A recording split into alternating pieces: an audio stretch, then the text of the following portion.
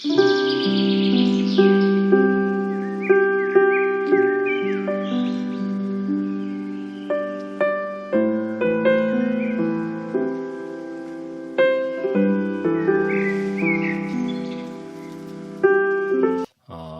믿고 그리스도인들에게 가장 큰 기쁨이라고 하면은 죄사함의 기쁨이라고 할 수 있을 것입니다. 주님께서 나를 용납하시고 용서하시고 새롭게 해주셨다는 이 기쁨, 이것보다 더 큰 기쁨은 없습니다. 그래서 우리가 정말 하나님 앞에 간절한 마음으로 뜨겁게 기도하면서 그 기쁨과 감격 가운데 들어갔던 때 첫사랑의 그 은혜를 기억을 해보면은 얼마나 그때 감격적으로 또 예수를 믿고 고백하고 이렇게 나왔는지 모르겠어요. 반면에 또 거꾸로 하면은 그리스도인들에게서 가장 큰 슬픔은 무엇입니까? 죄의 사함을 받았음에도 불구하고 여전히 우리는 죄를 범하고 죄 아래 살고 있다라는 것입니다. 그러니까 우리가 기쁨과 동시에 또한 슬픔을 가지고 있는 그런 존재예요. 그래서 우리는 여전히 이 세상에 사는 동안은 죄 아래 살 수밖에 없고 죄하고 싸우고 죄 아래 고통받고 또 그 안에서 갈등할 수밖에 없다. 이 말을 지금 계속 사도 바울이 5장, 6장, 7장을 거쳐서 말씀을 하고 있어요.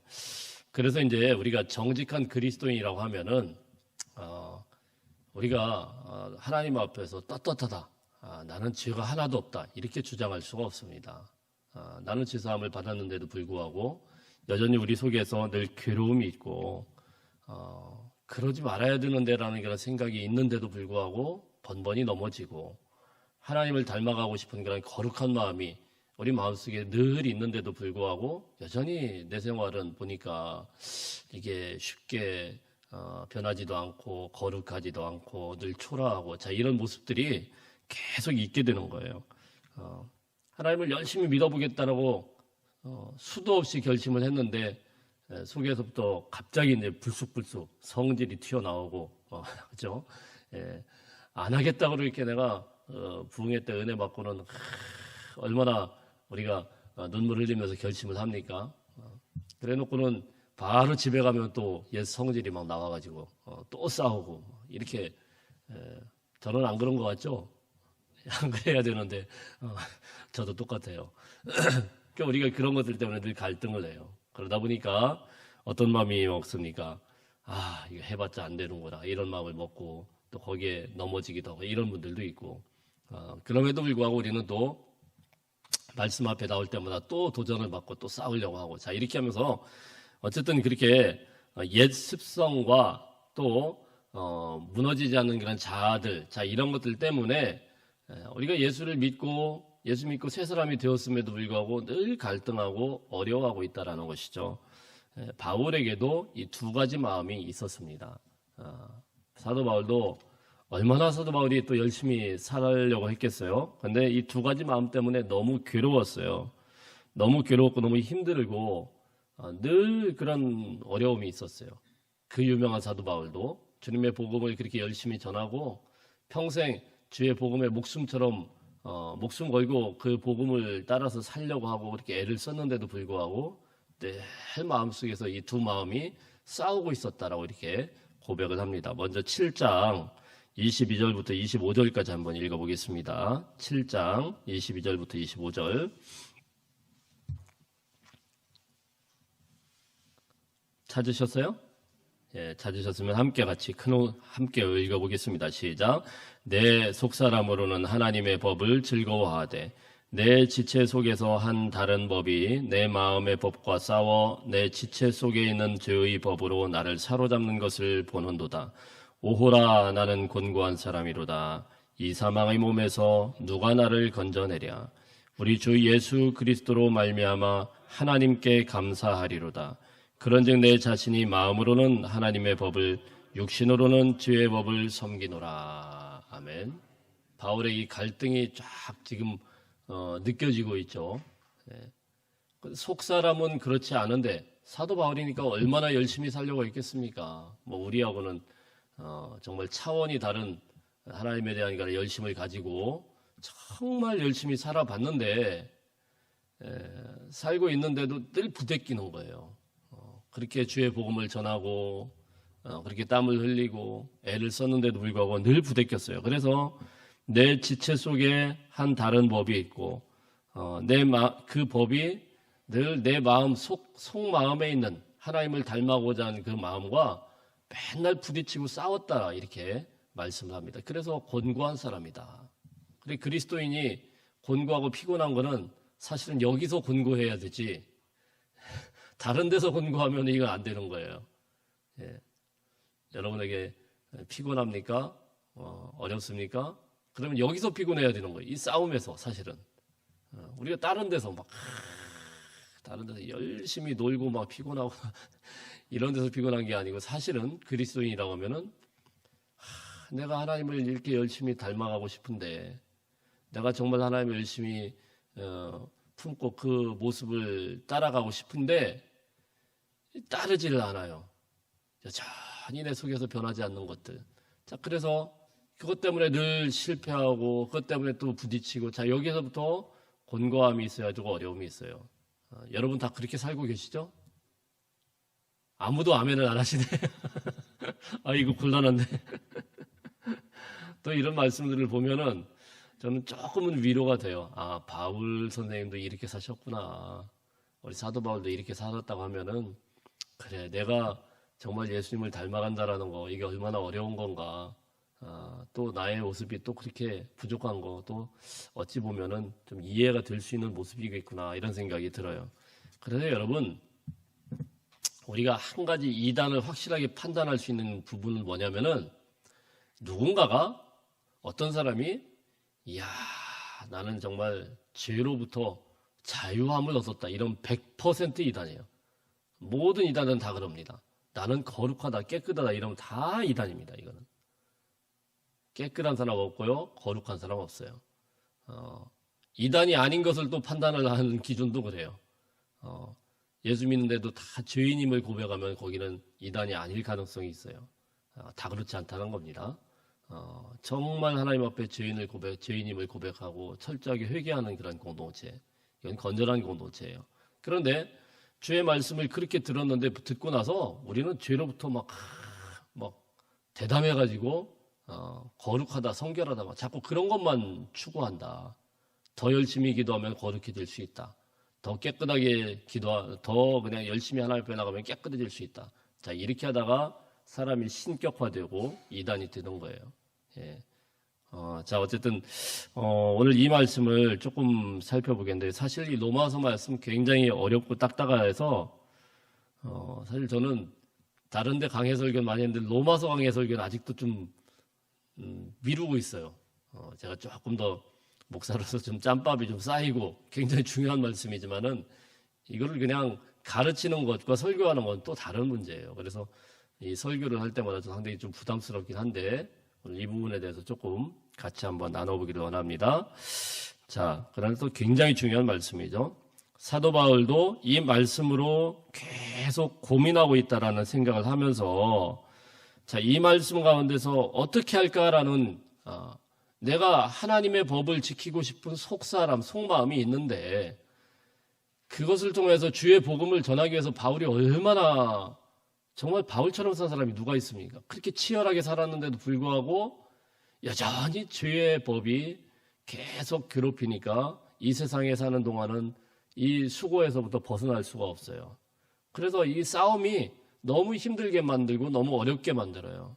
자, 이런 마음을 가지고 바울이 살고 있을 때 또 성도들을 모습을 보면서 쓴 말씀이란 말이에요.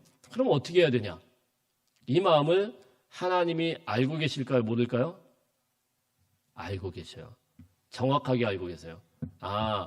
얘들은 이 세상에 있는 사람들은 어느 누구도 그걸 벗어날 수가 없다라는 거예요.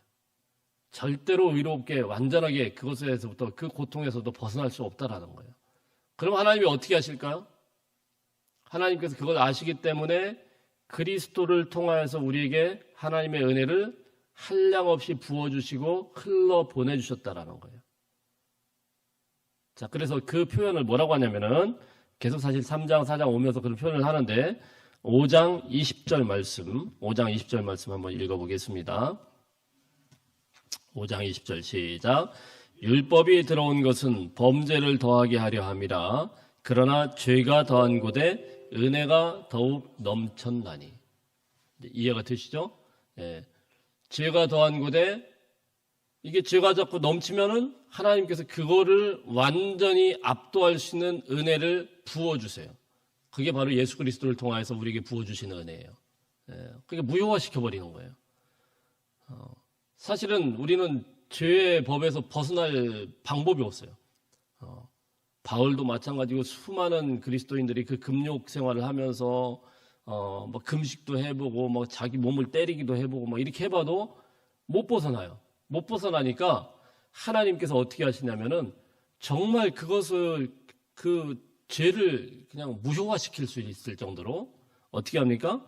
죄가 있는 곳에 죄가 더한 곳에 하나님의 은혜를 한량없이 쏟아 부어가지고 그 죄가 아예 더 이상 작동을 못하도록 그냥 확 쏟아 부어버리는 거예요. 자, 이렇게 바울이 이제 표현을 합니다. 자, 그랬더니 어떤 사람이 생기냐면은요, 꼭 그렇게 좀 삐딱하게 받아들이는 그런 사람들이 있죠. 어느 단체든지 간에. 예. 죄가 더한 곳에 은혜가 넘치니까 은혜가 넘쳐요. 죄가 더한 곳에 그 은혜가 더 크게 넘쳐요. 그렇죠? 우리가 사실 별거 아닌 죄를 지을 때는 그냥 별거 아닌 은혜처럼 느껴져요. 그렇죠? 그런데 만일에 여러분 우리가 죄가 커요. 그러려고 안 했는데 어떤 사기에 가담을 해서 보니까 사기꾼하고 같이 합류하다 보니까 내가 어떻게 하다 보니까 지금 엄청나게 큰 죄를 졌어요. 수천억, 수천억 너무 큰가요? 하여튼 그런데 연루가 돼가지고 지금 꼼짝 못하게 생겼어요. 이거 뭐 평생 감옥에 살아도 내가 갚을 수가 없어요. 근데 어느 날 그것을요 싹 무효화시켜버렸어요. 누군가가. 그럼 여러분 이게 은혜가 얼마나 커요. 그죠? 자, 그런 마음을 먹는단 말이에요. 그래서 어떤 사람이 꼭 이렇게 삐딱선타하는 사람이 있어요. 자, 더 큰 은혜를 받기 위해서 나는 더 큰 죄를 져야 되겠다. 나는 하나님의 더 큰 은혜를 받기 위해서 더 큰 죄를 져야 되겠다. 그런 사람이 많지는 않겠지만 그런 사람이 그런 못된 생각을 가진 사람이 있을 수도 있겠죠. 자, 그래서 거기에 대한 말씀을 하는 겁니다. 우리 6장 1절 한번 읽어봅니다. 6장 1절 시작. 그런즉 우리가 무슨 말을 하리요? 은혜를 더하게 하려고 죄에 거하겠느냐? 은혜를 더 받기 위해서 더 큰 죄를 지면은 하나님은 어차피 우리 죄를 못 벗어나는 거 아니까 더 큰 은혜를 부어주실 거 아니냐 이러면서 더 담대하게 죄로 나간다 이거예요. 더 담대하게. 이게 사실은 여기에 이제 초대교회 이단들이 여기 연루가 돼 있었어요. 예. 왜냐면은 육체는 아무렇게나 써도 되고 하나님께서 어차피 구원한 거니까 그냥 마음대로 살아도 된다요. 막 쾌락이고 뭐고 막 저질러도 되고. 예. 자, 이런 식으로 살아도 되냐? 이거에 대해서 오늘 6장에서 시작을 하고 있습니다. 여러분 그렇게 하면 될까요? 안 될까요? 당연히 안 되죠. 당연히 안 되죠. 그럼 왜 안 되느냐? 자, 이런 말씀들 하는데 2절 한번 읽어보겠습니다. 시작. 그럴 수 없느니라. 죄에 대하여 죽은 우리는 어찌 그 가운데 더 살려? 예. 어찌 그 가운데 살려? 일단 답을 명확하게 이야기했습니다. 더 큰 은혜 받기 위해서 더 많은 죄를 지어야 되느냐? 그런 궤변을 쏟아놓는 그런 사람들이 있는데 그렇게 해도 되느냐? 그럴 수 없느니라. 이렇게 얘기했습니다. 그럴 수 없느니라. 절대로 그럴 수 없죠. 그러면서 무슨 말씀을 합니까? 죄에 대하여 죽은 우리가 어찌 그 가운데 더 살리요? 여기에 조금 더 설명을 한 게 3절, 4절 이렇게 드는데요. 자, 이 답에 대해서 바울은 한 3가지 정도의 말을 쓰고 있어요. 오늘 말씀을 보면은 첫 번째는 알라라는 거예요. 알라. 우리 한번 따라하겠습니다. 알라. 네, 알라.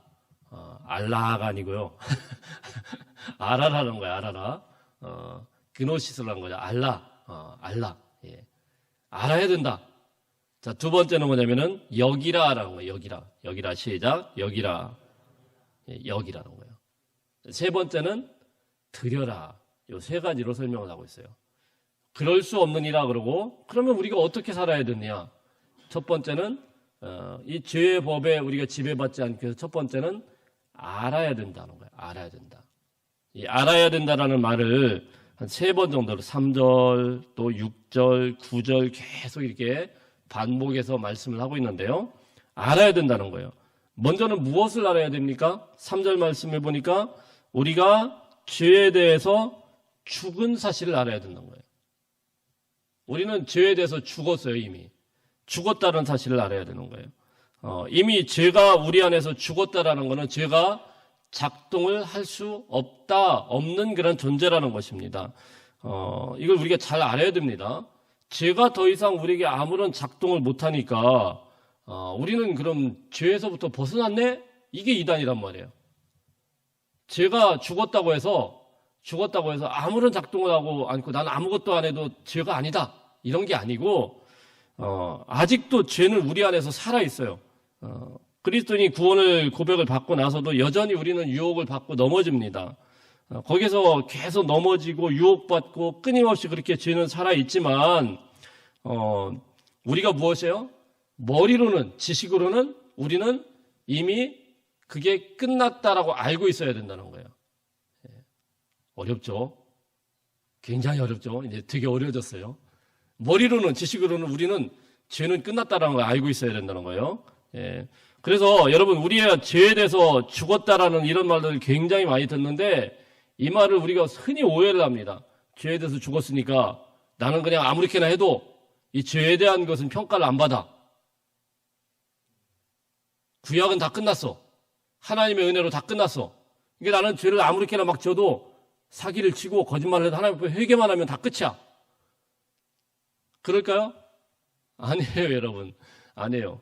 우리는 여전히 우리 속에서 죄성이 살아있는 것을 알아야 돼요. 그런데 그럼에도 불구하고 그 모든 죄가 작동을 못한다라는 걸 알아야 돼요. 어디서부터요? 예수 그리스도 안에서. 그리스도 안에서 이 죄는 영향력을 끼칠 수가 없다라는 겁니다. 그래서 여러분 우리가 많은 사람들이 여기서 이걸 이겨보려고 이 죄를 이겨보려고 죄는 우리가 이제 그리스도인이니까 죄는 우리가 다 이길 수 있어. 이렇게 해가지고 죄하고 싸워보고 죄하고 어떻게 해보려고 막 금욕도 하고 기도도 하고 뭐 산기도도 하고 막 이렇게 해가지고 죄를 이길까요, 못 이길까요? 나는 제가 옛날에 그런 이야기를 한번 들었습니다. 어떤 분이 어떤 목사님이신데 미국에 가서 선교를 하시는데 미국에 한국으로 지금 뭐 옛날에 좀 그 집창촌 있잖아요. 그런 데를 가서 선교를 하신 거예요. 거기를 들어가가지고 선교를 하는데 원래는 그러려고 안 했는데 너무 불쌍한 거예요. 거기 사시는 그 여자분들이 막 자기 몸 팔아서 살고 이러니까. 그래서 기도 열심히 하고 나는 저분들을 선교를 해야 되겠다. 거기에 들어갔습니다. 들어가서 이 젊은 분이 거기에 들어가셔서 처음에 열심히 막 그 아가씨들이 막 이 총각 이러고 있는데 거기서 열심히 전도한다고 들어갔어요. 한 3일쯤 지나고 4일쯤 지나고 한 일주일쯤 지나니까 나중에는 그분이 기둥서방이 돼 있더래요. 목사님인데. 여러분 그렇게 해서 죄를 이길 수 있어요, 없어요? 못 이겨요. 절대로 못 이겨요, 여러분. 우리 속에 죄성이라는 것이 이게 시퍼렇게 살아있어요. 그걸 우리가 싸워가지고 이기려고 하면 절대 못 이깁니다. 절대 못 이겨요. 그래서 아무리 우리가 금욕적인 노력을 하고 욕심을 그걸 이겨보려고 막 애를 쓰고 금식 기도를 하고 그래도 소용없습니다. 그때뿐이에요. 이기겠다 조금 나아졌는데 며칠만 지나면은 싹 이런 말씀 안 되죠? 도로 이렇게 돌아오래요. 그죠? 그게 우리의 죄성이에요. 그거 당연한 거예요. 그렇게 이기는 게 아니란 말이에요. 자, 그럼 우리 3절을 한번 보겠습니다. 3절 시작. 무릇 그리스도 예수와 합하여 세례를 받은 우리는 그의 죽으심과 합하여 세례를 받은 줄을 알지 못하느냐. 다시 한번 또 무엇을 알으라고 했습니까? 그리스도 예수와 합하여 세례를 받은 우리는 그의 죽으심과 합하여 세례 받은 줄을 알지 못하느냐. 이 말씀은 뭐예요? 세례와 동시에 우리는 죽으심의 세례, 그리스도의 그 죽으심에 연합된 사람이란 말이에요. 연합된 사람. 죽었단 말이에요. 죽었단 말이에요. 그래서 다시 말하면은 우리가 예수 그리스도를 위하여서, 예수께서 우리를 위해서 십자가에 죽어주실 때 우리도 이미 죽었어요. 예수님께서 그 모든 죄를 짊어지고 십자가에 죽으셨을 때 우리의 죄도 그대로 죽었어요. 예, 그래서 그 죽는 그 순간에 영적으로는 우리는 예수 그리스도와 연합된 사람이란 말이에요. 예, 아멘? 예, 연합되어 있어요. 연합되어 있기 때문에 이 말은 뭐냐면은 죄에 대해서는 죽었고, 그리고 다시 예수님이 부활하실 때 어떻게 됩니까? 부활하실 때 다시 우리는 똑같이 예수님과 같이 살아있는 거예요. 영적으로. 이해하셨죠? 영적으로. 우리 육체가 다시 죽었다가 살아날 수는 없잖아요, 지금. 예수님이 죽었으니까 나도 십자가에 죽어야 되겠다. 죽고, 그리고 다시 살아나나 보자. 큰일 납니다. 옛날에 그런 사람 하나 있었죠. 저희 나라에도 그런 사람이 있어요. 그 무모한 사람 하나 있었어요. 몇 년 전인가 있었죠. 기억나세요? 어떤 분이 십자가 진다고, 십자가 죽겠다고 저기 어디 산에 가가지고 진짜로 그렇게 죽었는데 안 살아났어요. 큰일 납니다. 육체가 그렇다는 게 아니고, 그 죽었을 때, 예수님이 십자가에 죽었을 때 우리의 모든 인류의 죄도 거기에 죽고 같이 장사가 된 거예요. 그래서 우리는 죽은 거예요. 죽었다라는 사실을 우리는 어떻게 해야 돼요? 알아야 된다는 거예요. 알아야 된다. 너희 죄는 죽었어요. 다 죽고 끝났어요. 그리고 예수님이 부활하셨어요. 그 부활과 동시에 우리도 다시 살아났다라는 걸 알아야 돼요. 이 살아났다라는 건 뭡니까? 영적으로는 우리가 옛날에 육체의 죄의 모습이 아니고 예수님이 부활하신 것처럼 새 생명을 얻고 새롭게 세워난 거예요. 그게 연합된 거예요. 이해되시죠? 예. 자, 이거를 이제 좀 고급스러운 말로 뭐라면 연대라고, 연대. 예수님과 연대인 거예요. 연합체된 거예요. 연합돼가지고 그리스도의 그 사건과 동일시된 거예요. 죽었다가 살아난 것처럼 영적으로는 이미 죽었고, 그리고 다시 살게 된 거예요. 이게 변하게 된 게 아니에요. 자, 그래서 우리가 세례를 받게 될 때는요, 세례를 받게 되면 사실 그런 선언을 하는 겁니다. 실제로 우리가 죽을 수는 없죠. 그래서 우리가 장로교에서는 세례 받을 때 어떻게 하면 이렇게 물을 찍어서 이렇게 쭉쭉 바르는데, 물 딱 얹어서 뭐 아이들 유아 세례 줄 때는 이렇게 하면 엥 울든 말든 뭐 이렇게 딱 대고 이렇게 준단 말이에요. 예. 침례교는 어떻게 합니까? 혹시 침례교에서 받으신 분 없으세요? 침례교 좀 센 데는요, 장로교에서 왔다 그러면은 다시 침례를 줍니다. 한번 경험해 보라고. 예. 침례교는요, 이렇게 침례복을 입고 물속에 푹 들어갔다 다시 나와요. 그래서 그 이스라엘에 가면은 요단강, 거기에 아주 흙탕물이에요. 막 이렇게 그 황토 같은 게 막 흘러오는데 거기에 침례한다고 그냥 다 푹푹 들어갔다 나왔다 이럽니다. 그 의식을 굉장히 중요하는, 뭐 이단은 아닌데 그런 교회들이 있어요. 뭐 그리스도 정교회라든가 뭐 이런데 거기는 맨날 가서 받아요. 그래서 그 속에 쑥 들어갔다 나왔다 이렇게 합니다. 뭐 사실은 침례가 맞죠. 더 의식적으로 더 맞아요. 쑥 들어갔다 나와야죠. 뭐 이렇게 간단하게 하니까 사람들이 세례 받은 것 같지도 않고, 그 혹시 원하시면은 여기다 목욕탕 하나 갖다 놓고 다음부터 담궜다 나왔다, 이것도 괜찮은 것 같아요. 예, 근데 원하세요? 원하시면 한번 할게요.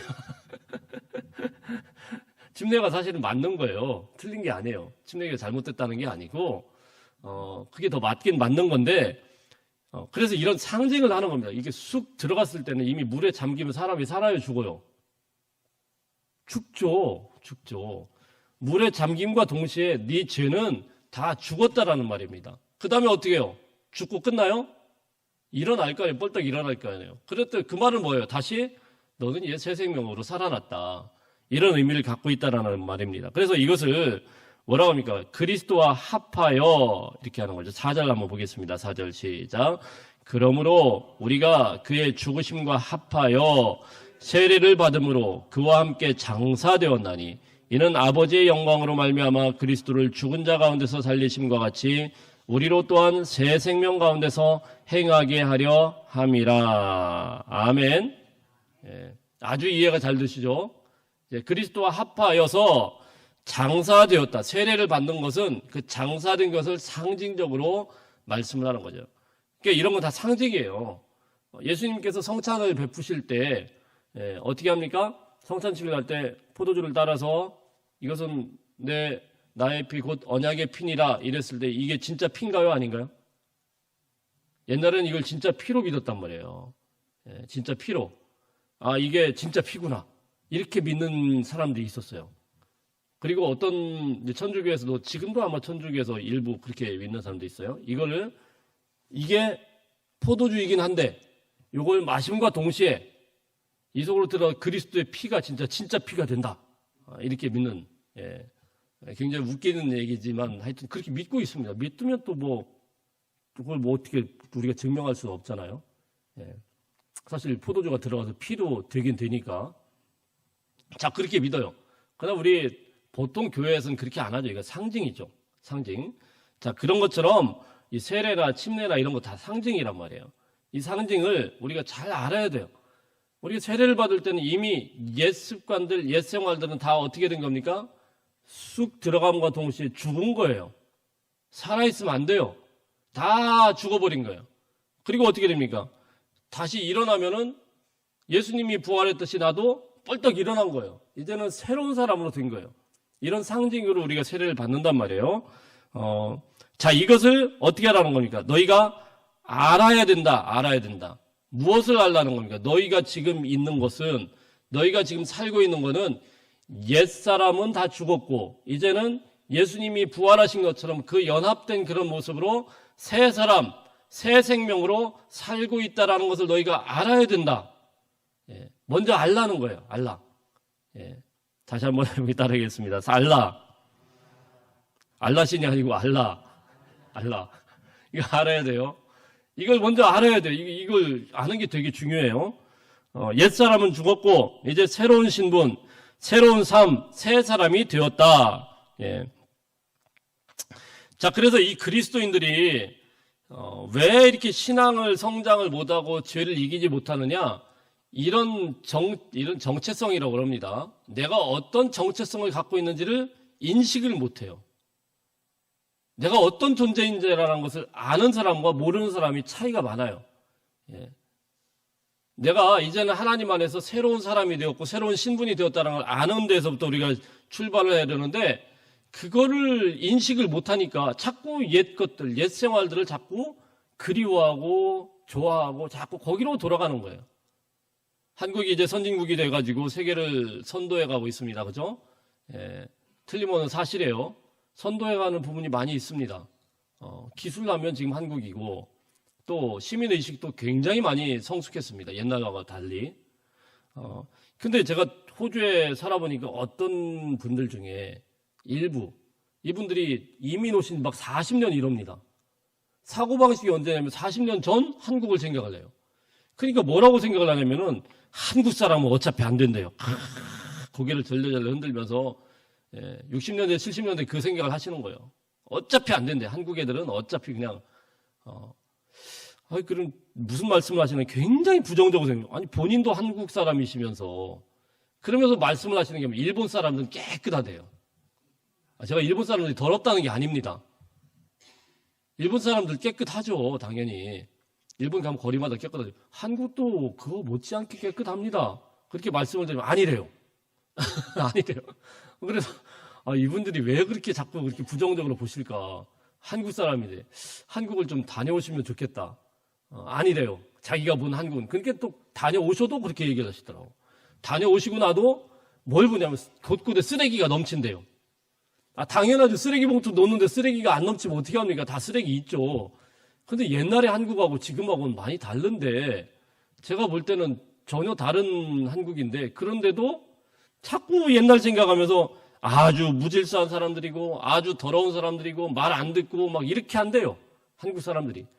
한국 사람이 자꾸 한국 사람을 그렇게 막 뭐라고 해요. 굉장히 좀 들을 때마다 욱욱해요. 제가 이러면 안 되는데 근데 어른이니까 제가 막 뭐라고 할 수는 없고 또 그렇다고 막 무조건 인정할 수도 없고 굉장히 곤란합니다. 그러니까 쓱 피해요. 자꾸 얘기를 하시면은. 근데 그렇게 그 사고방식으로 자꾸 생각을 합니다. 그래서, 한국에도 물론 한국 시민의식이 지금 많이 선진화가 되었지만 그 중에도 무질서한 사람도 있고, 그죠? 그 중에도 옛날 습성을 버리지 못하고 막무가내로 나가는 사람도 있죠? 근데 이 사람이 한국에만 있겠습니까? 일본에는 없을까요? 일본에도 있습니다. 제가 일본을 몇 차례 갔다 와봤는데 별별 인간들 많습니다. 거기도. 예. 괜히 우리 아이랑 이렇게 자전거 타고 가고 있는데 어떤 꼬맹이 녀석이 툭 치고 가요. 이 녀석이 그냥. 근데 막 뭐라고 일본말로 욕을 하고 가요. 그래가지고 나 일본말을 해서 같이 싸울 수는 없고 아이들 어릴 때 별별 아이들 다 있어요. 거기도. 다 있어요. 여러분 무슨 말씀이냐면은 우리가 한국에 살고 있으면 한국이 선진화되었다고 선진의식으로 살면은 선진국인 한국에 사는 거고 여전히 한국 사람인데도 불구하고 의식 자체는 오지를 않아요. 옛날 막 이렇게 생각을 하면서 옛날에 그랬는데 뭐 똑같다 이렇게 생각을 하면은 지금은 선진국에 살고 있는데도 어때요? 의식은 여전히 그쪽으로 가고 있는 거죠. 자, 이런 것처럼 그리스도인들도 마찬가지입니다. 신분의식을 가져야 된다는 거예요. 신분의식. 내가 예수 그리스도 안에서 새 사람이 되었을 때는 새 사람이 되었다라는 그 신분으로 살려고 해야 돼요. 그걸 먼저 알아야 돼요. 자꾸 새롭게 될 수 있다라는 가능성을 가지고 거기에서 자꾸 변하려고 해야 되지, 죄의 노예로 살던 옛사람, 그것만 자꾸 생각을 하고 자꾸 이야기를 하는 사람, 여러분, 그러면 자꾸 거기를 닮아가요. 상담을 배우면서, 이제 가족 상담을 할 때 그런 예들 많이 듭니다. 이상하게, 가정에서,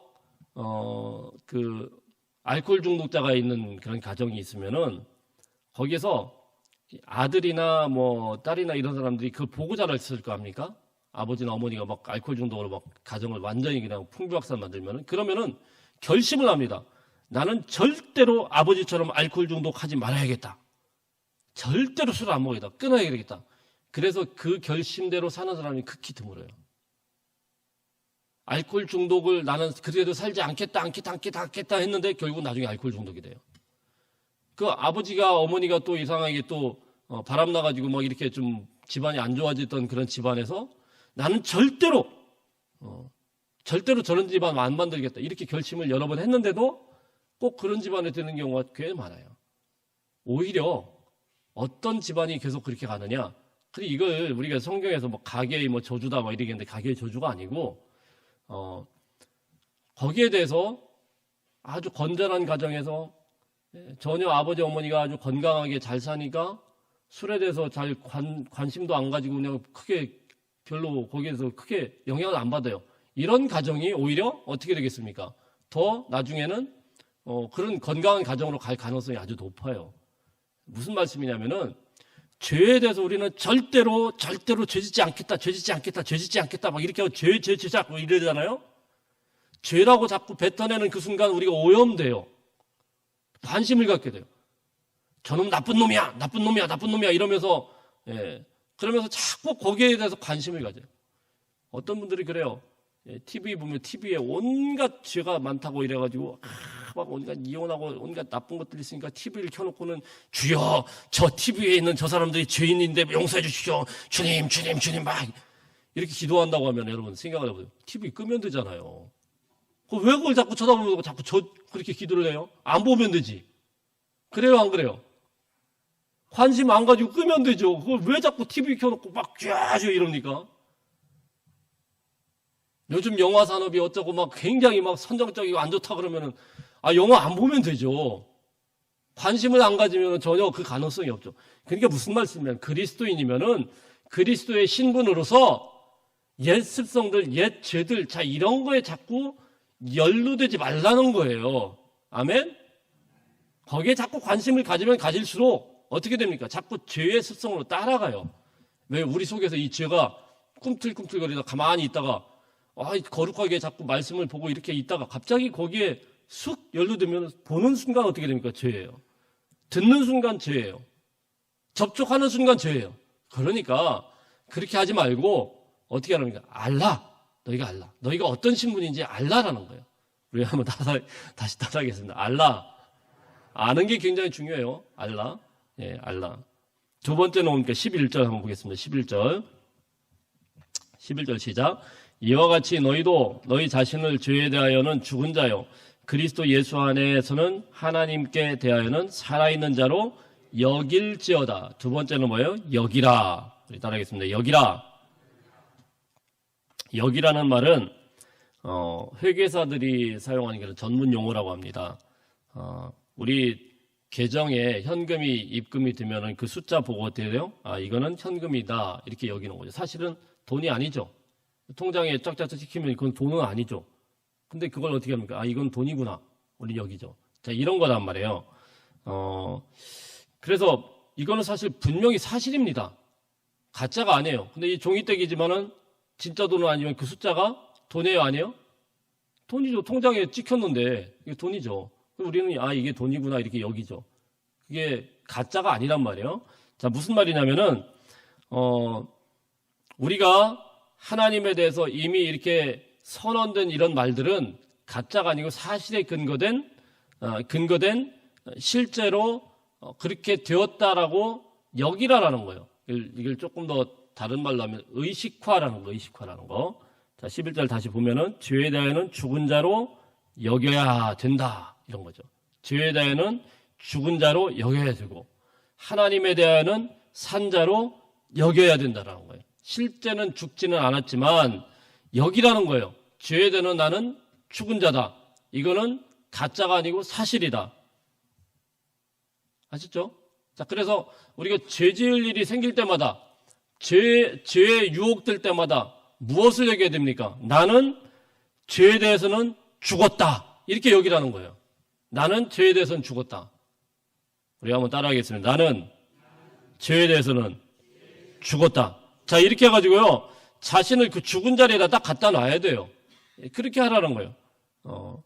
그리고 우리가 또 기쁨이 있어. 하나님 안에서 큰 기쁨이 있고 막 은혜를 받아요. 그럼 어떻게 됩니까? 이야, 나는 주님 안에서 살았다. 다시 한번 따라하겠습니다. 나는 주님 안에서 살았다. 예.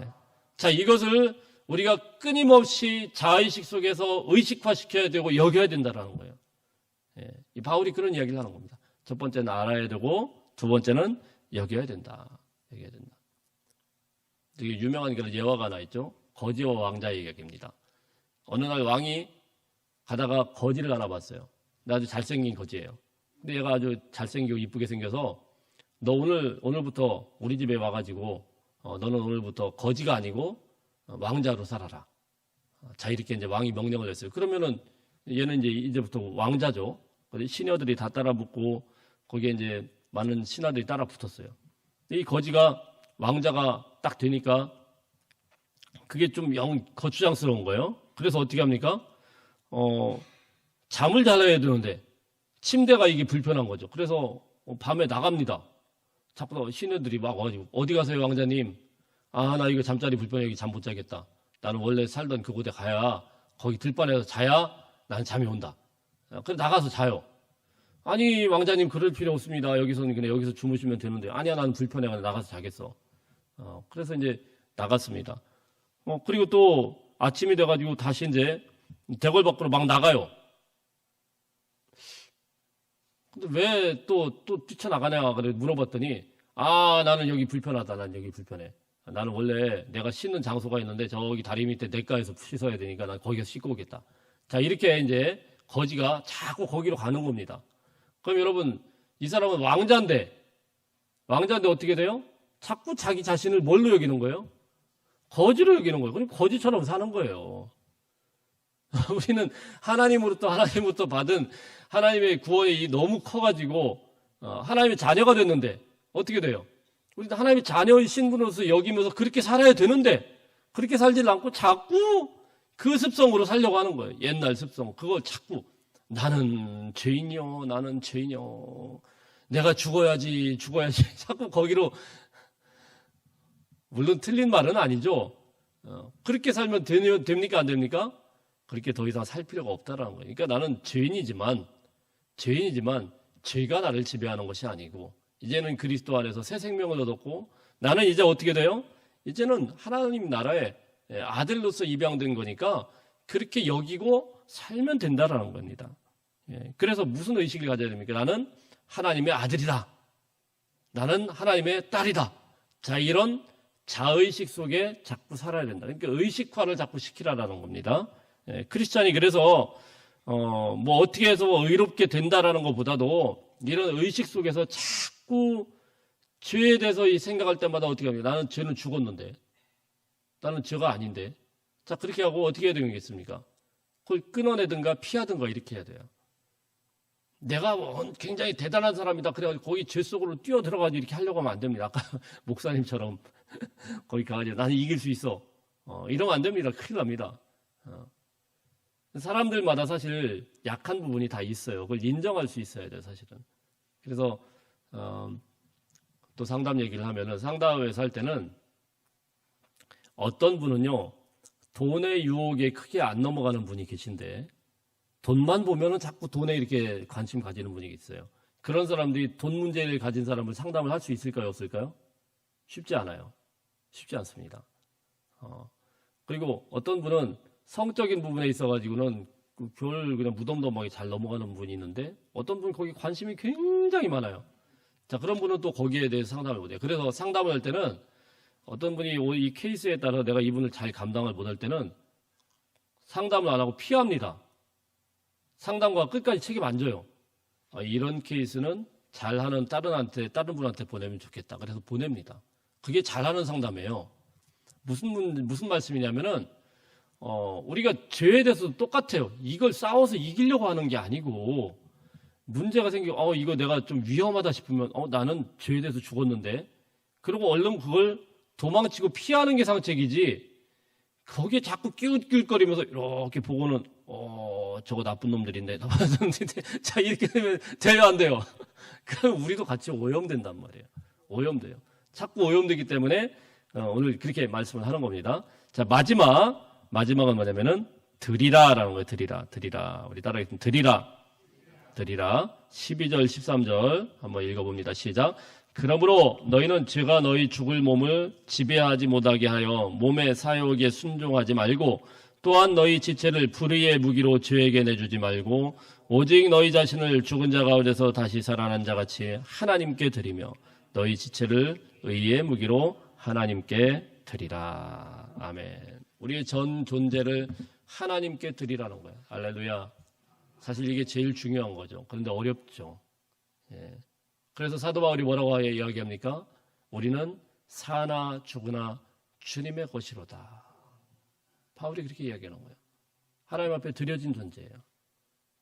그래서 우리의 옛 습성들 다 이런 것들이 계속 살아 역사를 하지만 그럼에도 불구하고 거기에다가 불법의 그런 죄에게 드리지 말고 하나님께 자꾸 드리라는 것이죠.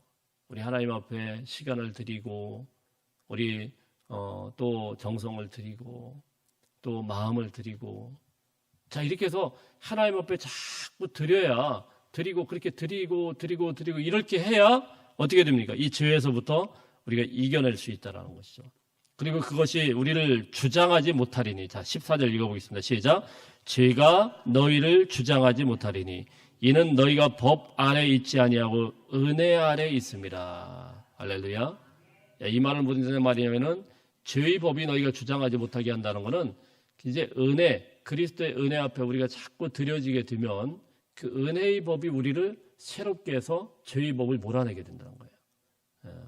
자, 여기는 이제 요쯤 하면 되겠습니다. 너무 어렵게 들어가면 우리가 또 머리 아프니까 자, 이 정도로 자, 첫 번째로 알라 해보겠습니다. 알라 이게 아니고 알라. 자, 두 번째는 뭐예요? 여기라. 여기라. 내가 어떤 사람이라고요? 그리스도의 사람이 신분적으로 하나님의 사람이 되었다라는 걸 여기고 또 이 죄로부터 죽었다라는 것을 인식을 하고 그리고 나는 하나님의 백성으로 거룩하고 새 사람으로 살 수 있다라는 것을 또 인식하고 자 이렇게 자꾸 의식화시키라는 거죠. 마지막은 뭡니까? 드리라. 이 까먹지 마세요. 뭐라고요? 첫 번째 알라, 두 번째 여기라, 세 번째는 드리라. 우리 기도하겠습니다.